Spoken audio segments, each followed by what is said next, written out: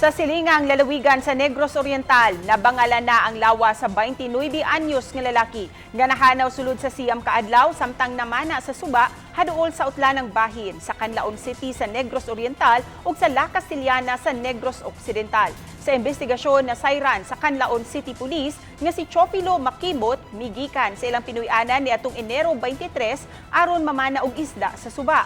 Apan wala na kini makapauli pa sa ilaha. Tungod niini nagpatabang na sila sa Canlaon City Disaster Team. Midaga na lang ang pipila ka mga adlaw apan walay lawas nga nakit-an. Miabag na ang mga diver sa Bureau of Fire and Protection sa Canlaon City, mga diver usab sa disaster team ug sa Philippine Coast Guard ug nadumduman nila ang patayng lawas ni Makimot mga 30 ka tiil ilawom sa langob sa kilid sa suba. Nagtuo ang kapulisan nga posibleng gibikugan ang biktima samtang namana sa maong suba. Gisalikway usab ang anggulo nga foul play.